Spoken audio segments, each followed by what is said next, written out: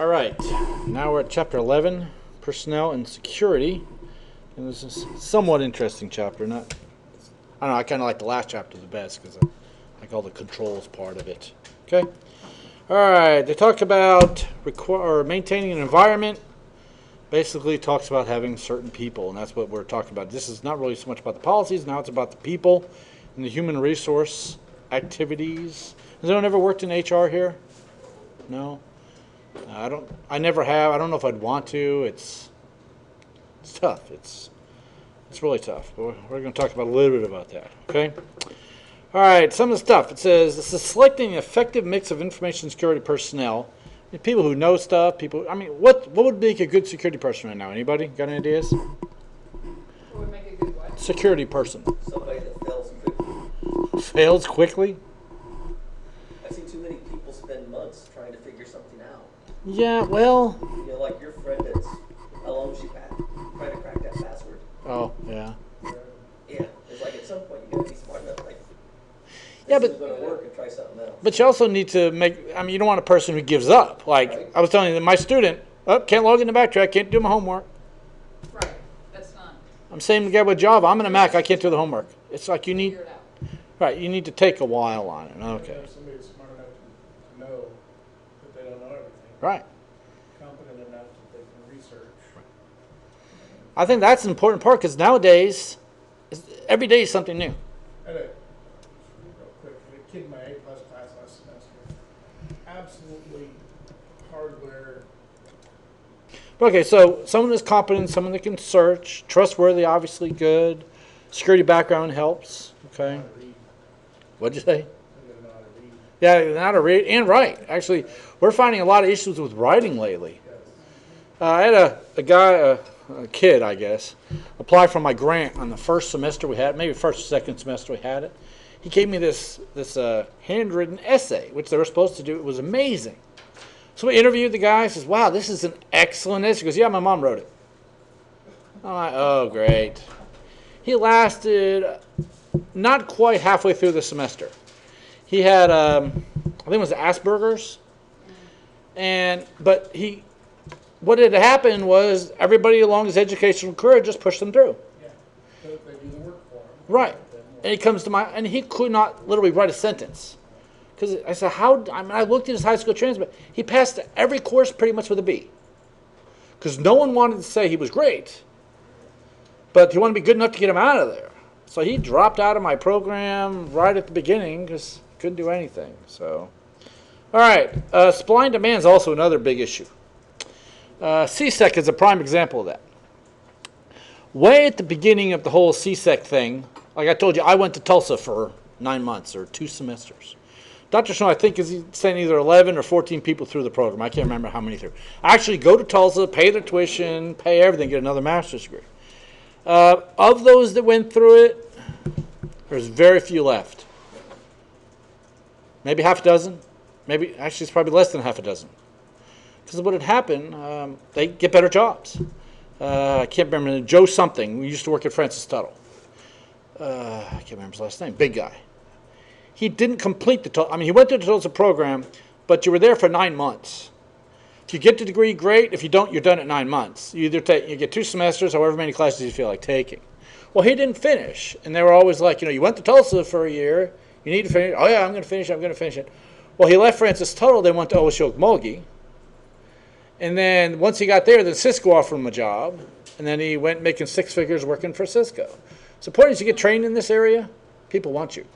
So a lot of the people up at Tulsa that go to work for DOD, they always get job offers.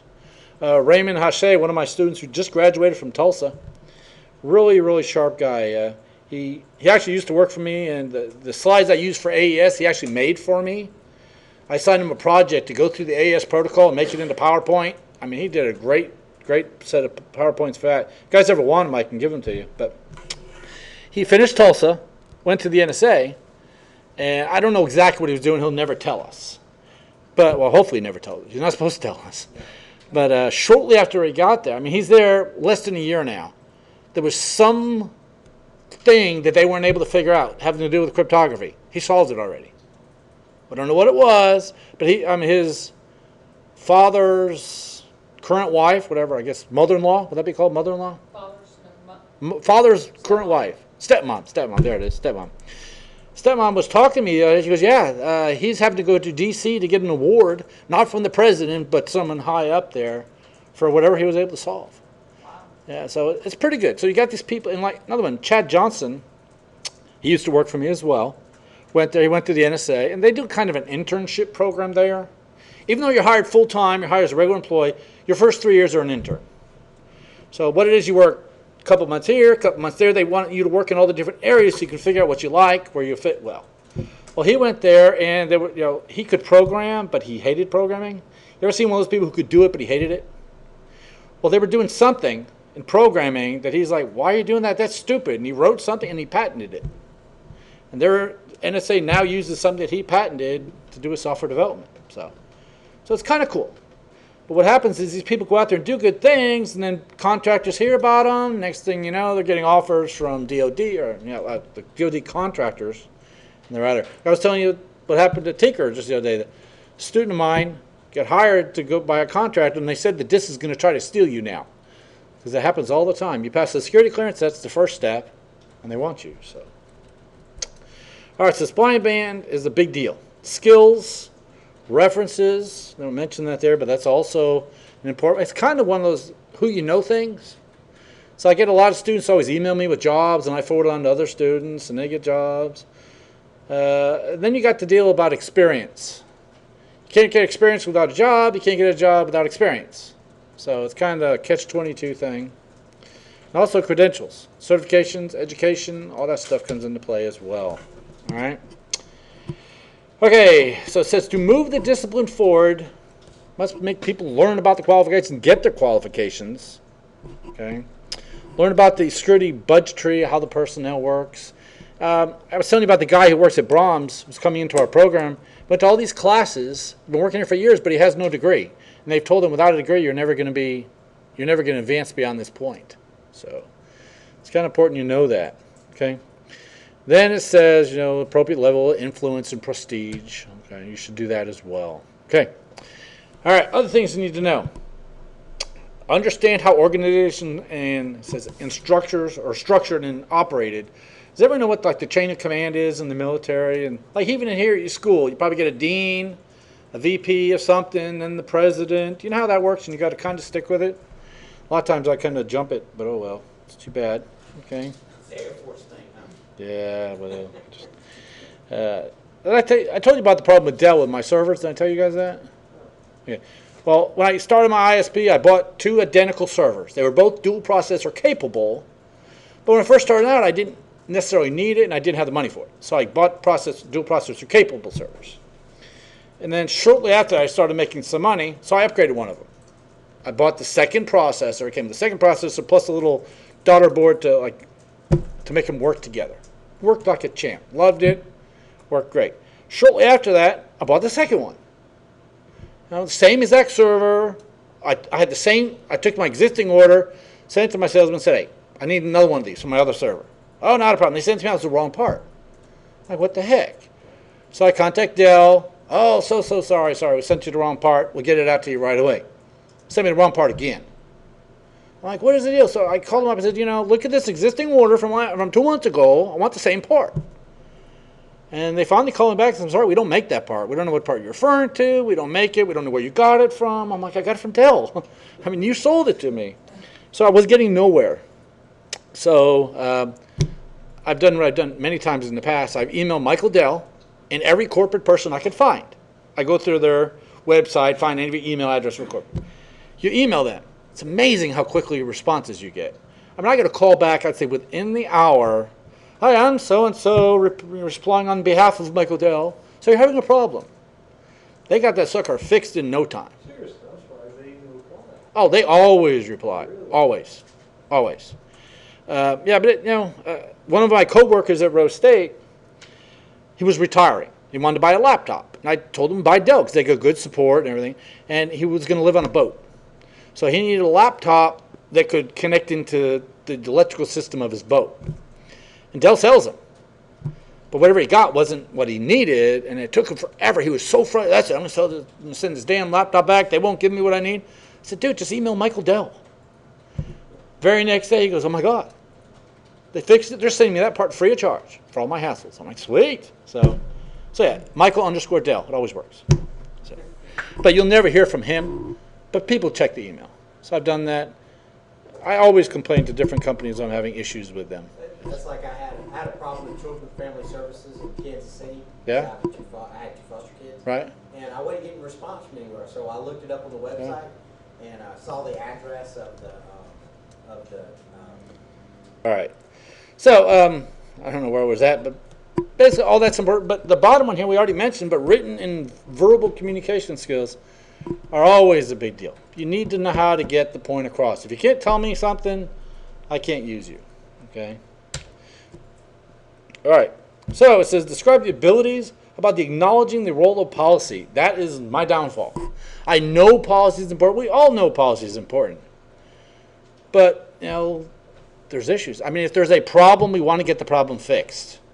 And the point of policy is you got to document and all this other stuff. But policy is important. I'm trying to do better in that area. Okay. Just wish my organization would be wanting to get better as well. They don't make it easier on me. Well, that's the first task, is to make them want to. Yes. To help them. And until they get into trouble with somebody, they're not going to want to. True. So. Or what about if another college got in trouble? Would they learn? See, sometimes that works. Maybe. If you can find another. So if Melissa's college has a really big problem up here, Right. maybe we'll learn. No. Right, exactly. No. Happened to us, we got in trouble with the IRS about 8 years ago.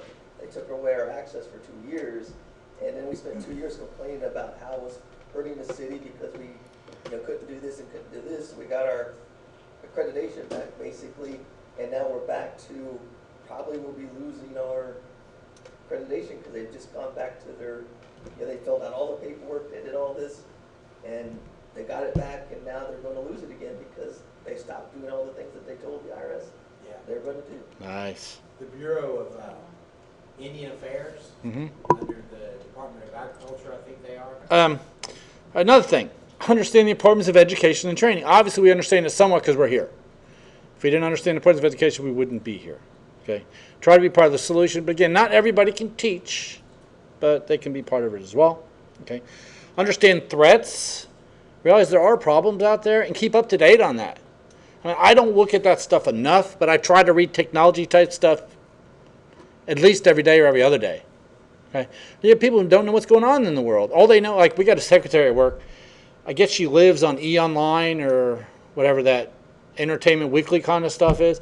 She can tell you every person in the entertainment industry exactly what's happening, yet she doesn't know anything about the technical world out there. And I think it's kind of important to know about the technical world, what's going on, that kind of stuff. Okay. We can tell you sports scores for Yeah. forever. Yeah, that's true. We got a lot of people who can do that. And, sports scores are fine, but the game's probably over. Now, your game's tonight, is that right? Or was it last night and tonight? She went last night. Wasn't there a game last night or something? Baseball. Well, there's games every night. Oh. Yeah, there's a baseball game. Oh, that's right. You guys are just starting. You're not ending. That's right. You're I just. can tell you a score from last night. I was there.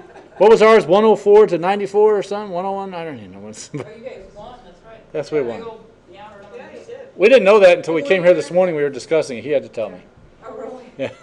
I totally forgot. That's why he's got his Harden beard on. He's growing his beard Oh, okay. to be like Harden. But no. I'll do the faux pas too, but I feel like messing with it. All right. Also, understand how to apply controls.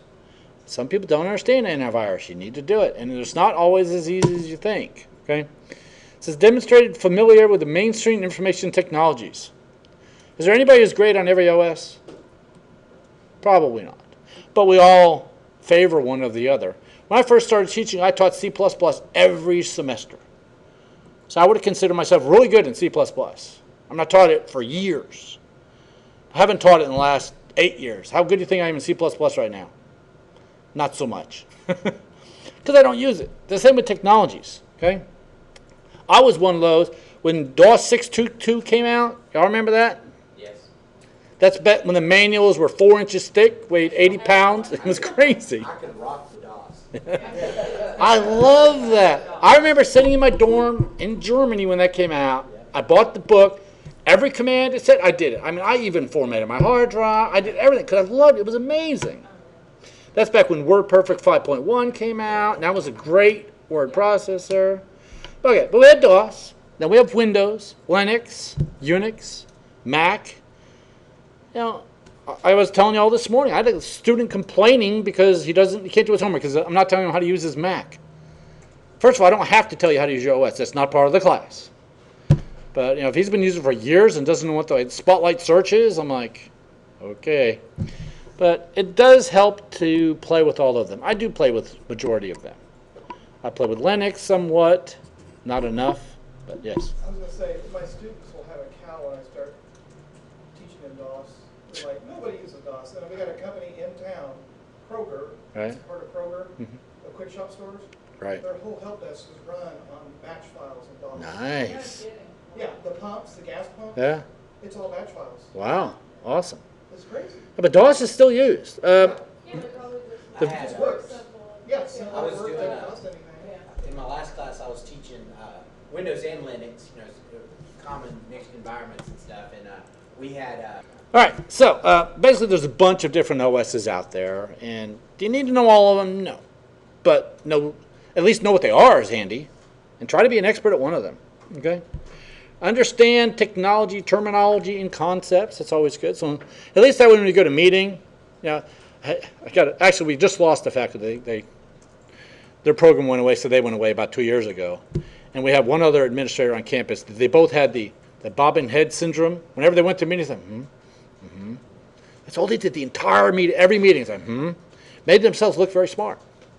I always wondered, do they really know what's being discussed? Because they never talked. But It was like you always sit back and like, check it out, pop it in again. It was pretty funny. All right.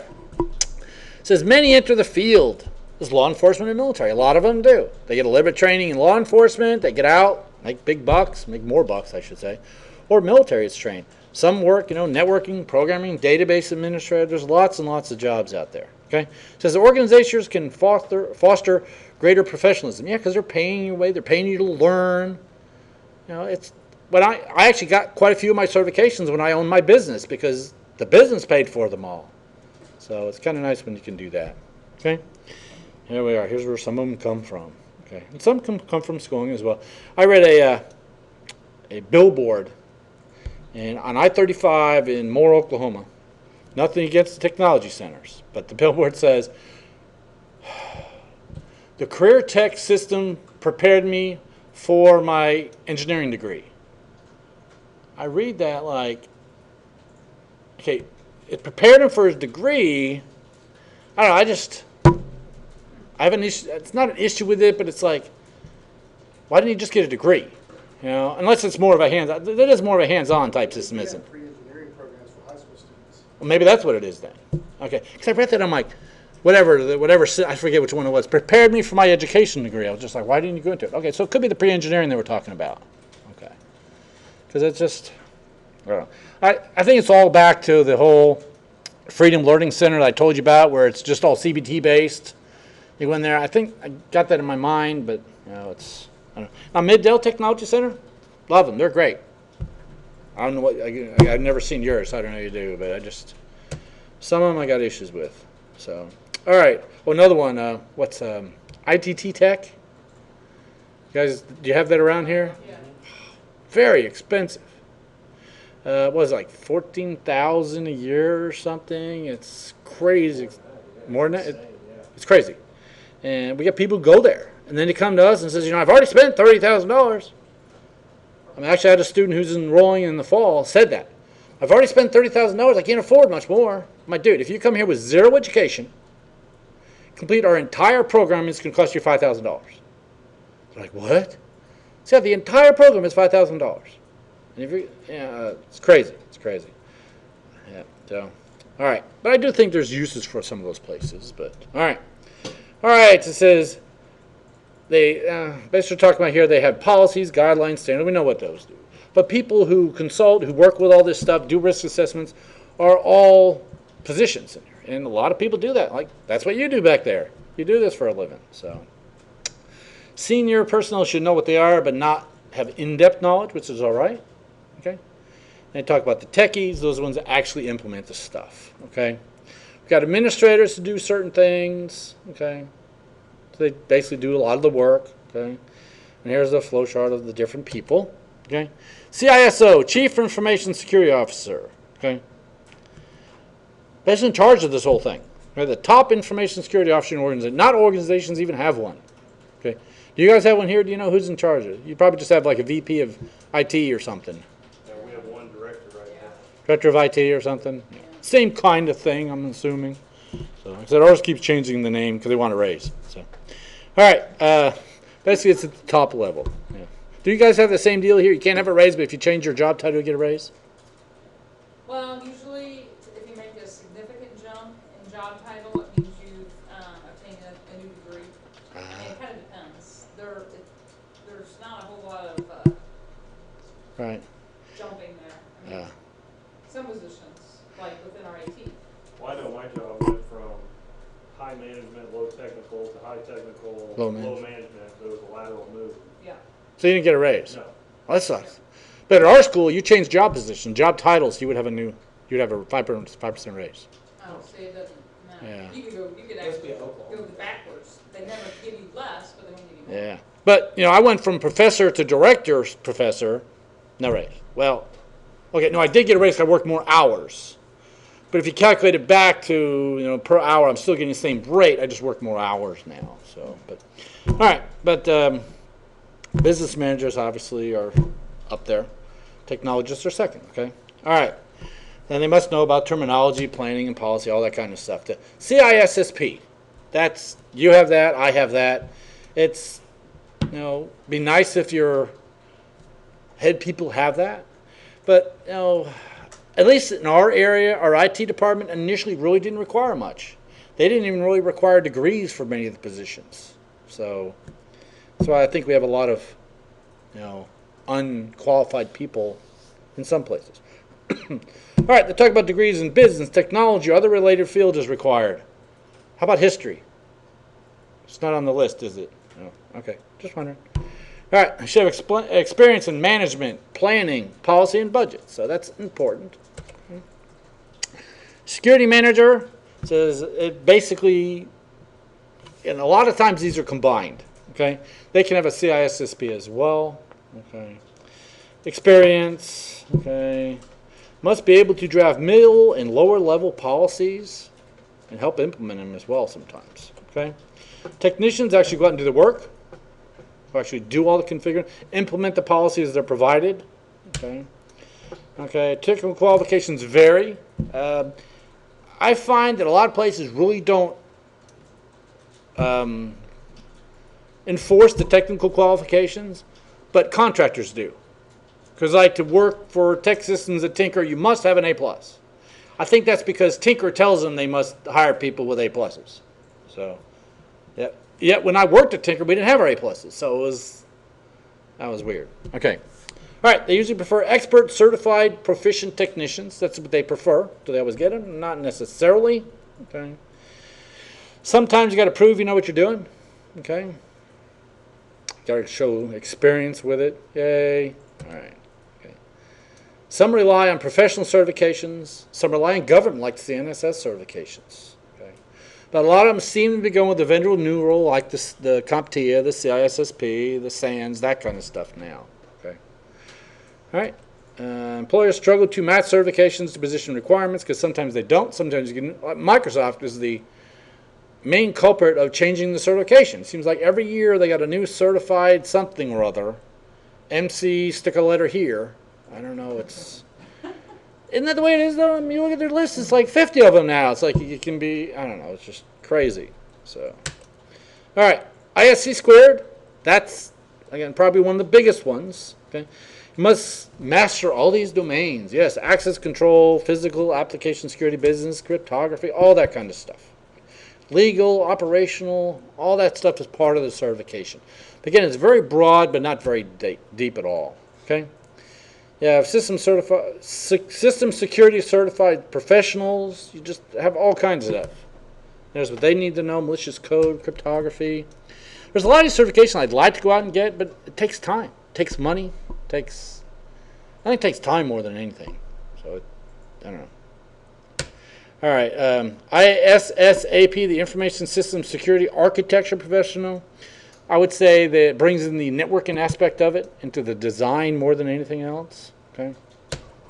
All right. There's the engineering professor. Okay. That was the architect. This is the engineering. Okay. System security engineering is added to this one. There's just so many of these. Okay, I'm not going to go through all of them. There's a million of these certifications. ISACA. What was one of the new ones I see? The forensics. It's a certified. Oh, wait a minute. There's a new one in forensics where you summation expert. You seen that one? Certified summations expert or something like that. For e-discovery? Yeah. It's a new, and it's like, what does that mean? So after I'm all done, I bring in somebody else to summarize what I just said? I don't know. Is that a guidance thing? I think it's a guidance one, yeah. Yeah, they've tried real hard to separate the computer forensics from e-discovery from all these different little components so they can broaden their market. Get more classes, more certifications, more people. Yeah, okay, I understand. All right. But there's a lot of certificates out there, okay? A lot of these require experience, but like CISSP is a prime example. You can't get the certification without a recommendation, and you have to have experience before you can actually, was it 6 years experience or something? 5? Okay, so you have to have experience. There's a Certified Information Security Manager, okay, what that one covers, okay. Here's the SAN stuff, the Global Information Assurance Certification Program. You can be SAN certified, just lots of them. GISP. Okay, there's that whole. I don't have any of these. Anyone got any of these certifications? I started working on the GIAC. All right. Where'd that one go? It's not there. GI. Well, it's the whole. Oh, it's a whole. Okay, yeah. Okay, that's right. That's the whole company. It's right there. Yeah. It's a series of smaller Well, it's kind of nice to break it down like that. yeah. But Cash cow. oh yeah, they want money.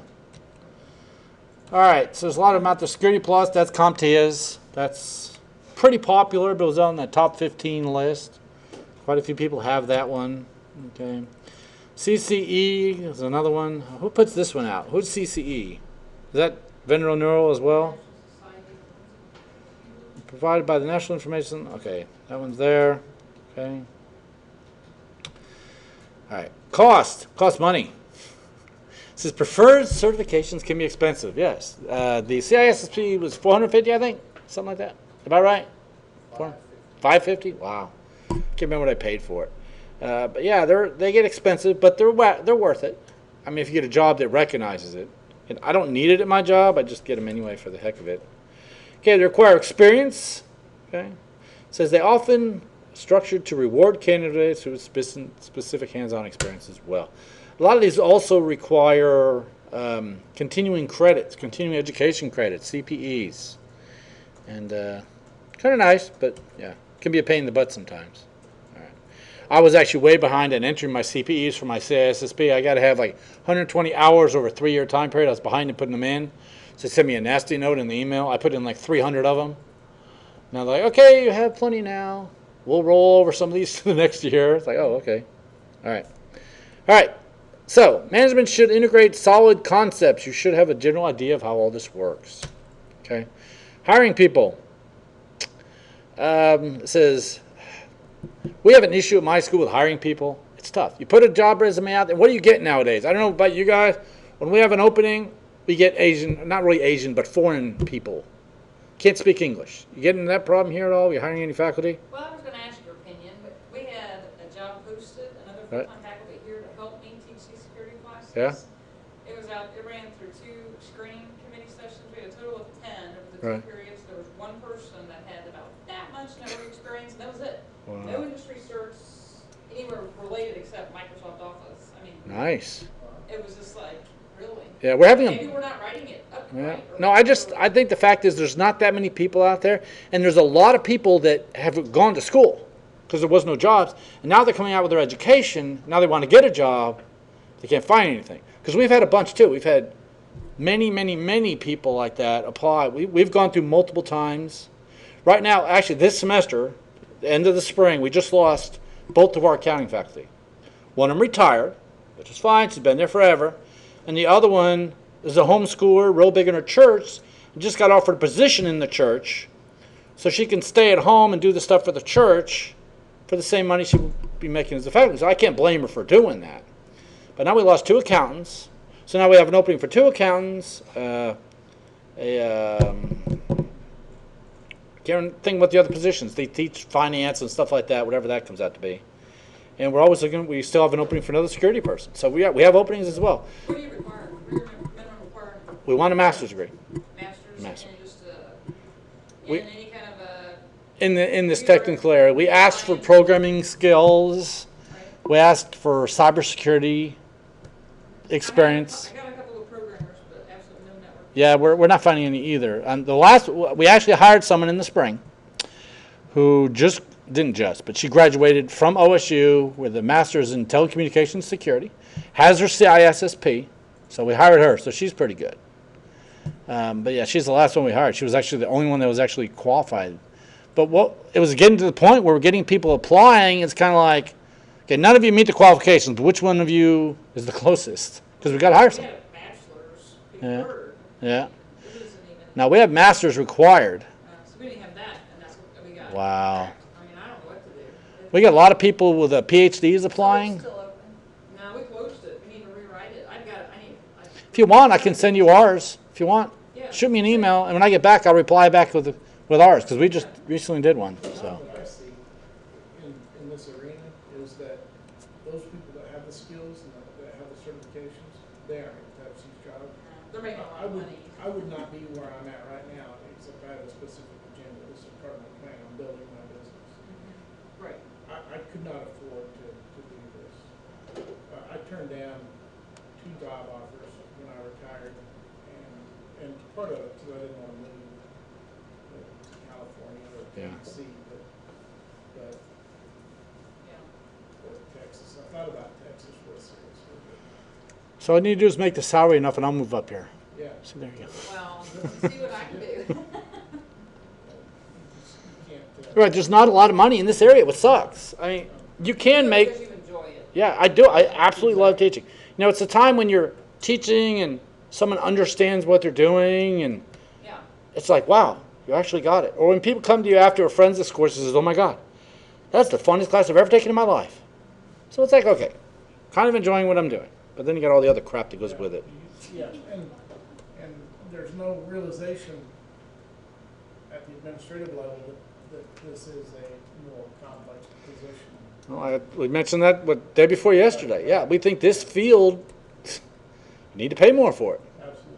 Yeah. And so that's what it comes down to. Some of the master's degree, why they want to go to make whatever.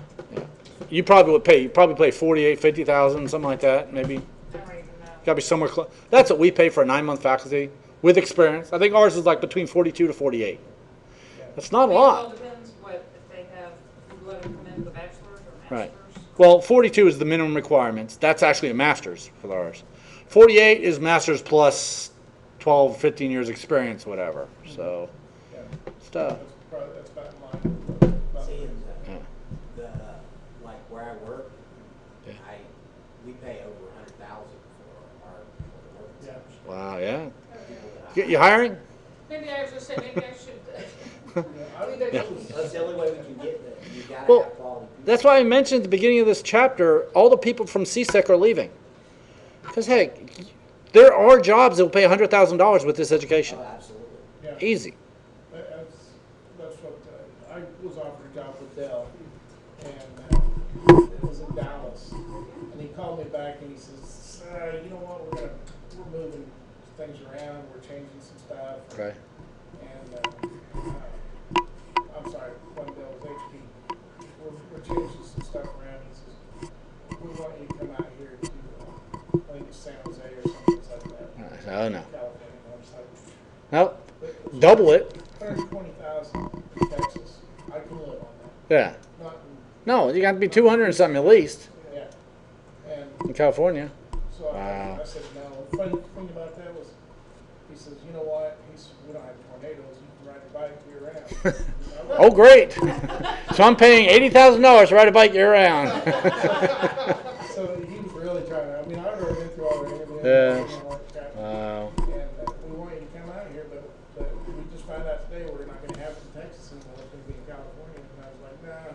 He says, year-round riding, blah, blah, blah. And I said, well, we don't have earthquakes. Yeah, and we're not going to fall off the side of the world. So, all right. Okay. All right, but job descriptions are important, and there might be an issue with yours. I don't know. But again, we'll send you ours so you can see what it is. Yeah. It's not rocket science. Well, I just compared how you wrote it up. I mean, 'cause we were like, maybe we Yeah. not. I mean, we wrote it intentionally kind of lax. Yeah, so you get somebody. Just we could get somebody. Oh, wow. Wow. All right, well, yeah, I'll send you ours. Now, could be also, where is it being posted? Well, yeah, I was going to ask. Ours, I don't know how our people, but man, it gets posted everywhere now. Yeah, it was on Monster. It shows up and they on had it Monster. on Okay, Career yeah. Builder, and Yeah. they sent it to. All right, yeah, ours gets posted everywhere. Okay. It says omit the elements of the job description that describe access privileges. Makes sense. Now, don't tell them, yes, you'll be operating the XYZ component to manage this. You know, you don't want to get into particulars because then they could get in trouble. There's actually a job right now up on LinkedIn. They're asking for that tall floral job I told you about. The guy, he told me it pays between 48 and 75, depending on experience. And I don't know if I want to work for a florist, though. Get free flowers. So, I don't know. Yeah, interviews are important as well. I kind of like the interviews you ask technical questions, but you know the problem with that is it's kind of like an essay exam. I don't know how you guys are with essay exams. I'm too lax on them. It's like, you know, this answer is totally wrong, but they put something, so I'm going to give them credit for it. So that's what I kind of feel on interviews sometimes. You know, we actually interviewed a guy who didn't get the job. Do you know anything about computer forensics? Oh, yes, I know everything about computer forensics. You do? Yes, I know everything about computer forensics. Like what? Yes, he goes, forensics, very important. You work with computers. Obviously, what he had done was they looked at the job description, looked at the word computer forensics. Yes, we perform forensics on computers. I mean, that's all the guy kept saying. It's like, it's tough. And it was, you know, we had a lot of people that, you know, I don't know. And, you know, Customs, we hired network administrators, and I would have a series of 10 questions, and I would ask everyone the same set of 10 questions, so I didn't, Right. so I could rate them side by side. Yeah. And I remember having to tell this one young lady, I said, because she would guess, and they weren't ABC. They were like, you know, and I'm like, you probably, about halfway through, I had to tell her, you know, you probably shouldn't guess. You know, guessing, you're never going to get the answer by guessing. But she would. I'd ask her a Windows question, and she would like guess. And I was like, let's not guess. I mean, just say you don't know, it's okay. Wow. You're not going to accidentally get the question. Yeah. Right. yeah. Wow, man, I actually got that right. I didn't know that. Yes, It's all not right. going to happen. Right. But interviewing is important. That way you can ask the question, see if they're experienced. Because a lot of people are padding their resumes, padding their applications. Yes, I know everything about computer forensics. No, you don't. It's just like, you know, I offer an advanced forensics course. I always go through the class roster. And if I don't know the name in there, they don't need to be in the course. So what I end up doing is I call them. I'm like, I see you enrolled in advanced forensics. What do you know about it? Oh, I'm an EMT. I work with blood all day long. No, the wrong kind of forensics. You know, happens every time I offer that course. I get all the EMTs enrolling. I'm like, what the heck? It says advanced computer forensics. So, all right. Site visits also might be needed. Orientation's kind of important. I kind of got hired kind of at off season, so I really didn't get an orientation, but it's always a good idea. If you give part of the organization, plus the security briefing, what's going on. Tinker's real big on that. You know, in the military, you got a big old multiple day security briefing. Okay. On the job training as well, security checks are also good, background checks. Okay. Oh, and it says conduct a background check before extending an offer, or on your offer say this offer is contingent upon a successful background check. Okay. Okay, we could have identity, we could have educational. Did y'all hear Yahoo CEO a couple months ago? How the deal that happened with him? He said he had a computer science degree, and it turned out it was accounting. And they're like, oh, that wasn't important. It was just a typo. Yeah, it's been on his resume, it's been on all this stuff, all these press releases. It's a computer science bachelor's. Oh, it was just a typo. No, it wasn't a typo. You don't typo on your resume saying computer science instead of accounting. No, it's crazy. But educational checks are important because a lot of people put bogus stuff on there. Previous employment verification, that's a tough one because a lot of places won't tell you much anymore. Yep, he worked there. Okay, yeah, he worked there. I mean, because they're not allowed to say anything because they're worried about getting sued. It sucks. Okay, reference checks. I get a lot of people put me down for references, and it kind of drives me crazy. But I got a lot of my students go work for federal government. I kind of have to be their reference. I mean, I was an instructor. Who else are you going to go to? So they all, and it was actually this one student who worked for me, and then I fired him. Smart guy, super good programmer, but went to Tulsa. I mean, I told Dr. Sean, he's really sharp. He'll do good for you, but he has some issues. Got a job with the NSA, went through his security clearance and everything. Didn't list me at all, as a reference at all. Yeah, but he lists other faculty at Rose State. And the moment he talked to one of them, oh yeah, but he really worked with Ken Dewey. There you go, they're in my office. So, you know. But yeah, they all come talk to me. Reference checks are kind of important. And, you know. And I've actually been told by our HR department, you're not allowed to say anything really on a reference check. I said, sorry. If I have a federal investigator from the government in my office, I'm not going to lie. I say, oh, I'm sorry, I can't answer that question. I'm going to tell them every darn thing. So I don't want someone to go work for the government that's got an issue. And actually, that guy, the student I was telling about with the issue, it's the only time they've ever had to come back for seconds on the reference check. Because, man, I must have talked to him for an hour and a half. He wrote a book. He says, now, you know what? Tell you the truth, we knew some of this already. He says, now I'm going to go back, and then we're going to talk to whoever. And he came back, saw me next day, had a couple small questions, said, well, it looks like they're going to give him a shot. I'm like, good. I mean, he's a really smart guy. But the guy had a problem with lying. I know, that's what I told him. He needs to be supervised. I mean, he needs to be supervised, but, I mean, it wasn't really, it was fabricating. So it was like a compulsive liar? I would say compulsive. But many things he He stretched the truth. right, he elaborated on many things. That is interesting. Yes, it was weird. It was just caused a few issues. But drug history. Now it's funny here. Dr. Schnoy's program doesn't really care, as long as you tell him about it. Now, if you've done psychedelics like LSD, that's a different story. Dr. Schnoy was telling us about this guy who was in this program had said he did marijuana like 3,000 times. First of all, do you know how much marijuana that would be? That's like every day for what? 9, 10 years? It's like I don't know. It was. How would you keep track of that? There's 427. There's 420. Like there was a reverse sobriety check. I had a. Let me pause this for a second here. Some drug test you can take tells you how much. All right, so drug history kind of important, but I wouldn't really say it's a deal breaker. It just depends what it is. Okay, medical history. A lot of organizations are having issues with that now because of insurance. Now, if you got a whole bunch of problems, they don't want to hire you because you're darn expensive. So that's why I'm glad I'm retired military.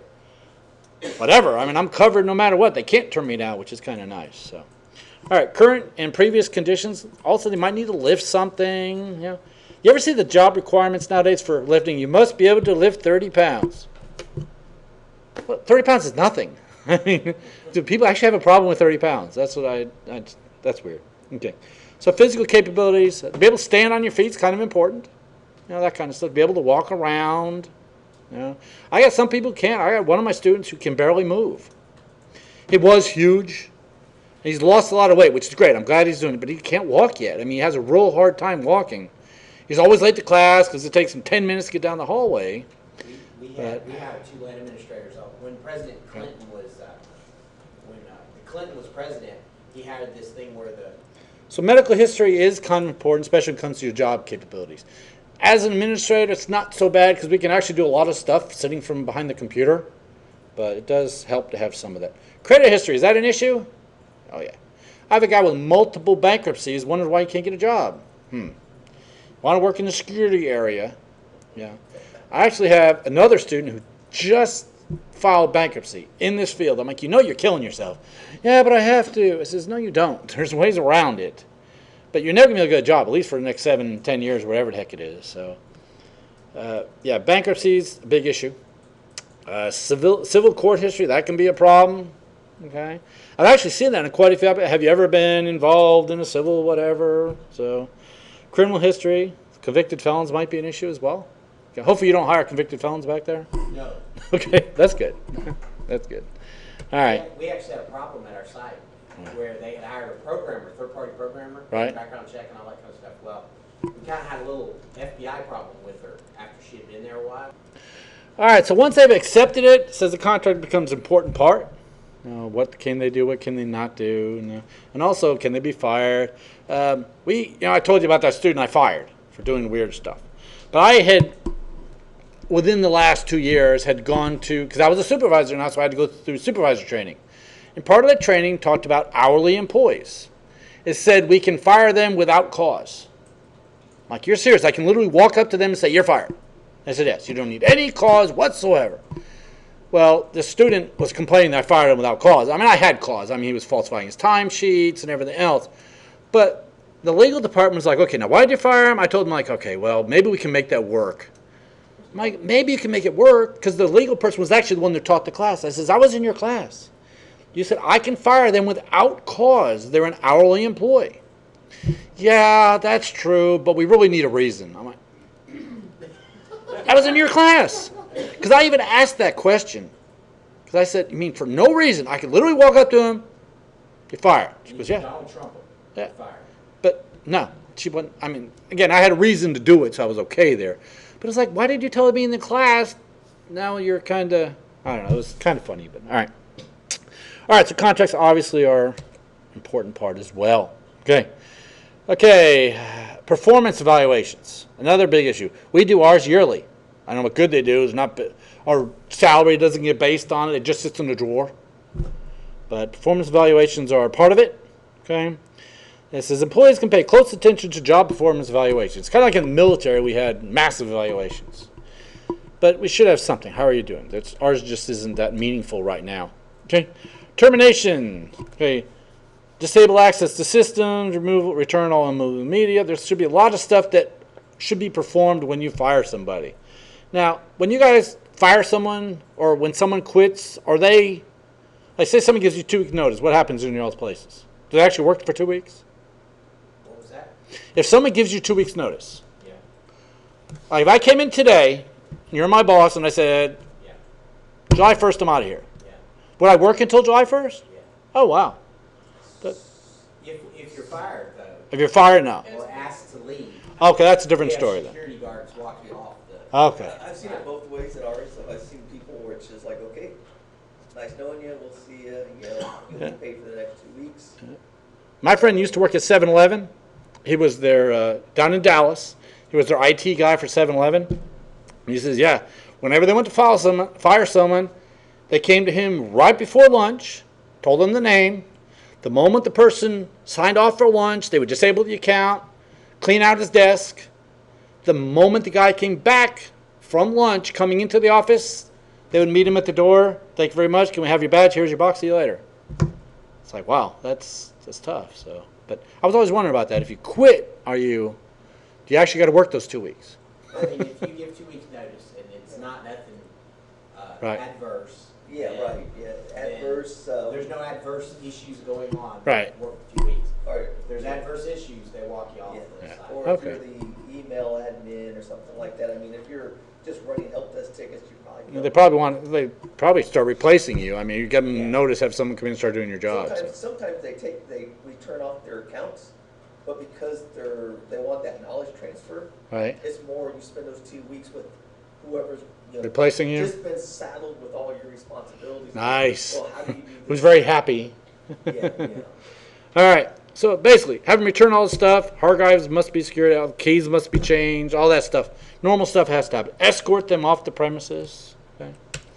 All right. Many have an exit interview. Heck, when I retired from the military, I had a week-long exit interview.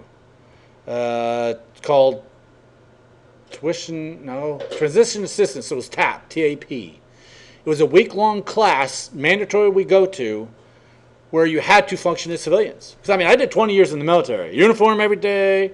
So this class was like mandatory. You must show up in jeans and a T-shirt. And it was teaching you how to get back into the real world. But it was kind of Air cool. Force did that for y'all in the Navy. It was like, good luck. Oh, no, they had everything, how to write a resume, how to find a job, how to balance a checkbook. It's like, Stick out a plank. okay. Buddy, walk it. All right, non-disclosure agreements. Also, I've seen a lot of times where non-disclosure agreements are actually at the beginning when you're getting hired. So, actually, I teach for OSU, and I had to sign a non-disclosure basically saying if I develop anything for them, it's theirs. I did the same for Park University. I developed courses for them. They pay me. So, dude, they're yours. You can do whatever you want with them. I said, okay. All right, there could be different methods. Hostile or friendly. That could be a big issue. Hostile, I think we need to have the cops on board there. Cuts off all access. Report to work and is escorted to the office to receive the bad news. Yay. I guess that's what happened to the Thunder when they were fired and moved to Oklahoma. I guess they weren't fired. They were just bought out. I don't know, we'll see. But, all right. Escorted from the workplace and informed that his or her personal property will be forwarded or escorted to his office where it's collected. Okay? So once everything's gathered, take all their stuff, then they're out. So, but see if you get fired. Don't you get unemployment? No, not if you're fired with cause. Oh, darn it. Not for cause, but sometimes company will say that it wasn't for cause just so they don't have to deal with the legal ramifications. But technically, if you're filed for cause, you don't get it. Oh, okay. See, I've never been fired. One of these days, my ultimate goal, just like you said you have an ultimate goal, my ultimate goal is to work at McDonald's and be the fry guy. Because I've never had a job where I could just walk in and F you and walk out. So I want to do that someday. I've always had a job that had some sort of importance where you don't want to burn your bridges. And I want to be there one day flipping them fries and just say, F you, throw them on the floor and walk out. Just so I can do it. I want to be the greeter at Walmart. There you go. Start kicking old women in the shin. Get out of the way, you know. You're gonna wear that? Oh, man. Actually, they just opened up, I don't know if I told you at the beginning of class, they're opening Wendy's up in my house. It's open, by the way, and I'm missing out on it, just so you all know. But, Appreciate your sacrifice. yes. But they had a big sign up, hiring forever. I so wanted to apply. I was like, I need to apply. I can work on, Saturdays and Sundays only. That would have been awesome, wouldn't it? Make, They probably will let you do that, too. make $7 an hour or something. Get free fries or something. I don't know. It's just what I need, but I don't know. Okay. All right. Waiting on the quadruple bacon. Wow. Okay.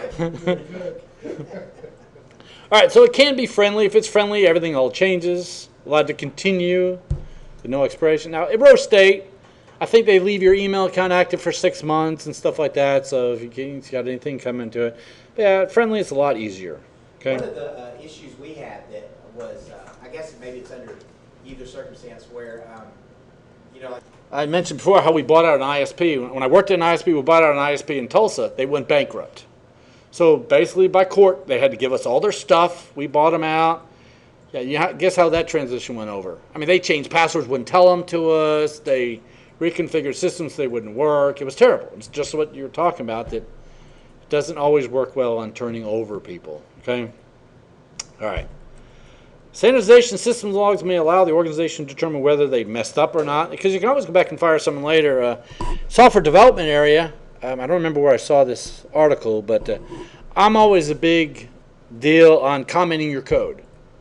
Because when you're writing software, you need to write comments in there. It's important. You need to, because you might know what it's doing right now, but we're going to know that 6 months from now. There was some company, I don't know where, there's a big article about a guy worked there for years and was terminated. I don't know why. He left. And they went over his code and found out there was no documentation whatsoever, and they ruled that that code was worthless.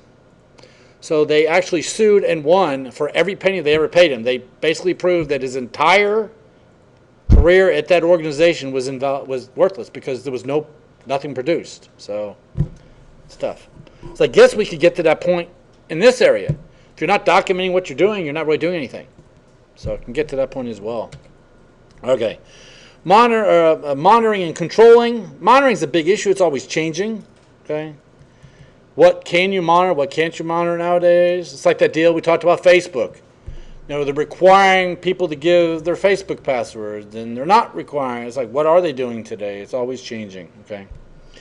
Okay. They talk about two-man control. Prime example of that, which I thought was kind of weird, but the church I used to go to, whenever they wrote you a check that was over $25, it had to be signed by two people at the church.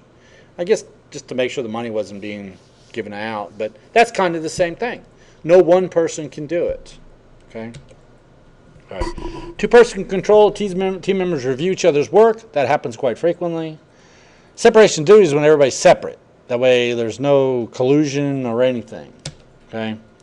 All right. Again, monitoring. We could do job rotation. Wasn't Navy real big on job rotation, if I remember right? Yeah. Where you were a cook for a week, and then you were a guard for a week, or whatever it was. But yeah, Air Force didn't do that. I mean, you're a jet engine mechanic. You're a jet engine mechanic. The Navy people, oh yeah, for the next 6 months I'm a security person. I'm like, Well, you know, it's how's that nice, work? 'cause sometimes you meet a situation like I flew in the P3s, right, and I had a flight engineer that was a chief, even though technically he was like a jet engine mechanic. Right. Man, he knew like everything. He could Right. fix anything on that airplane because Right. over those years he had rotated through all those jobs. wow. Yeah. it Well, was that's pretty cool. Well, it's kind of cool. I mean, I don't know anyone else that does that, but job rotations, kind of a good idea, but can cause issues as well. Okay, task rotations. All critical tasks are monitored by multiple people. Make sure they're really getting done. Like we mentioned this morning, did they really apply them critical updates, or were they calling in By the sick? way, I just got the alert that they had just gone over 90% on the critical patches. In other words, they haven't applied them, or they've applied to 90%. They've applied up to 90%. Okay, so Because that's what the surface level agreement is, 90% by 24 hours. so that 10% will be done in 6 months. Yeah. It happened 2 minutes ago, so. 2 minutes. That's Very pretty nice. good. Very nice. So they're doing good. Now, when did they release the patches? I don't know. 5 p.m. on Tuesday? Dude, they're cutting it close. Yeah, it's close. That's They're good. close, yeah. Hey, you know what? They made it. So, all right. So task rotation's another deal. Yeah, it says, now, what is rotation? It means no one person becomes an expert or is the only person who can do something. And that drives me crazy at my work. We have so many positions that it's only one person doing it.